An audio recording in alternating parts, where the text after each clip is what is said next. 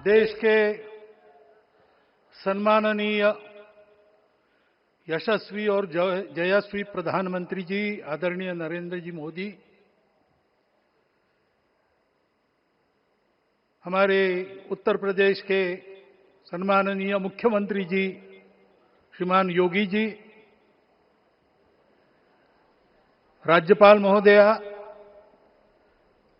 मंचस्थ सभी मान्यवर, उपस्थित सज्जन, माता भगिनी, आज हम सबके लिए एक सार्थकता का दिवस है। इतने लोगों ने सपना देखा, इतने लोगों ने प्रयास किए, इतने लोगों ने अपने प्राण अर्पण किए। आज उनकी स्वर्गस्थ आत्मा तृप्त हुई होगी। आज वास्तव में अशोक जी को वहां शांति मिली होगी।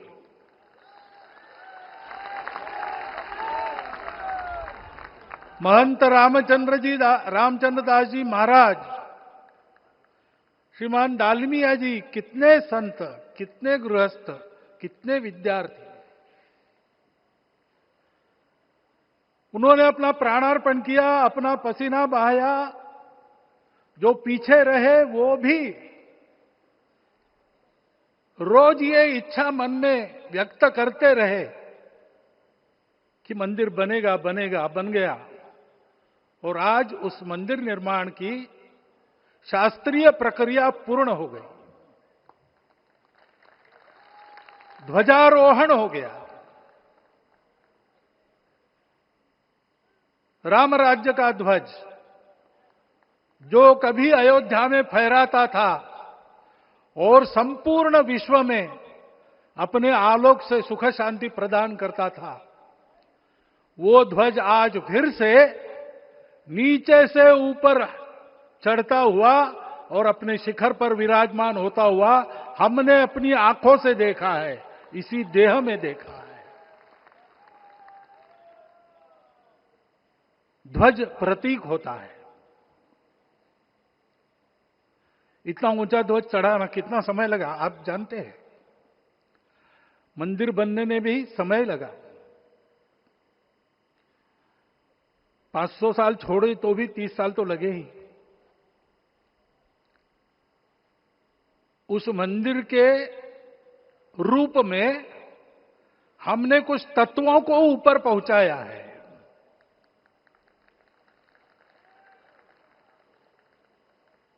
सारा विश्व जिससे ठीक चलेगा, अपने व्यक्तिगत जीवन, पारिवारिक जीवन से लेकर तो सृष्टि जीवन तक सबका जीवन जिससे ठीक चलेगा,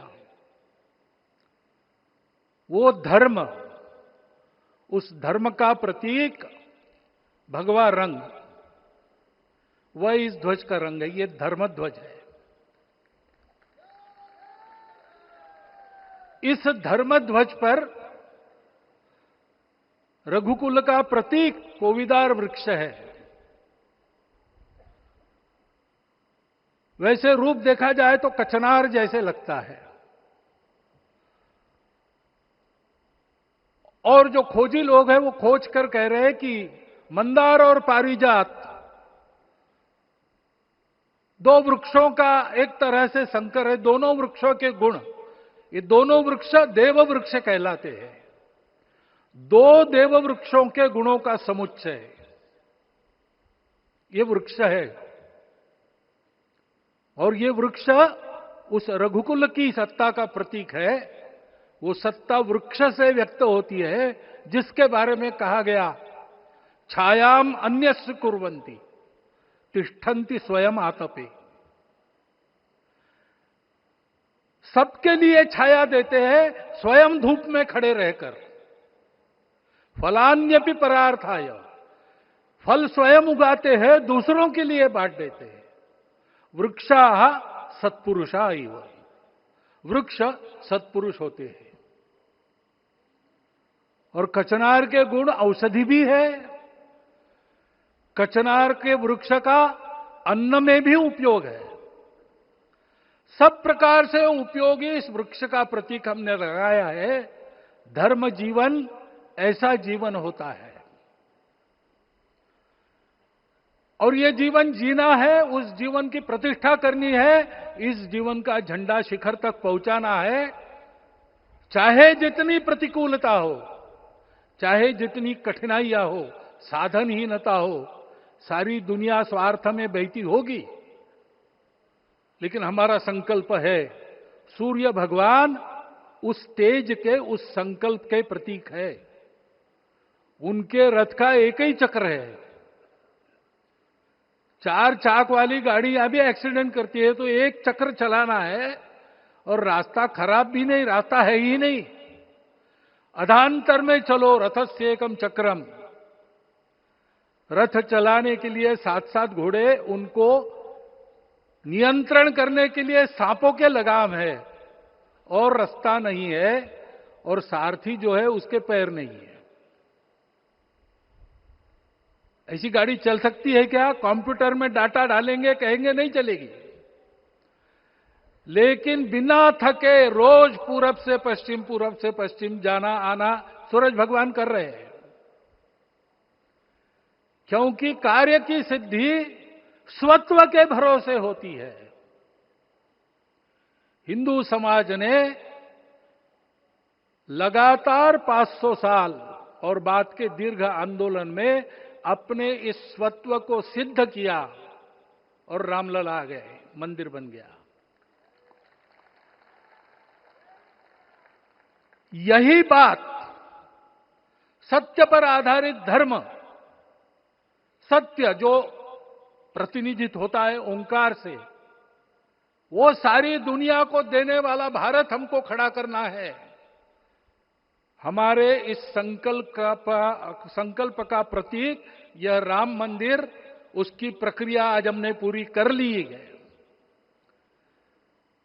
यह धर्म, यह ज्ञान, यह छाया, यह सुफल संपूर्ण दुनिया में बांटने वाला भारतवर्ष खड़ा करने का काम अपना शुरू हो गया है। उसको, इस प्रतीक को देखकर, हिम्मत रखकर, उसी प्रकार सतत प्रयास करते हुए, सब प्रकार की विपरीतताओं में भी हम सबको मिलके करना पड़ेगा। आज ये हमारे कृतार्थता का दिवस है, और आज हमारे संकल्प की पुनरावृत्ति का ये दिवस है। वो संकल्प हमको हमारे पूर्वजों ने दिया है।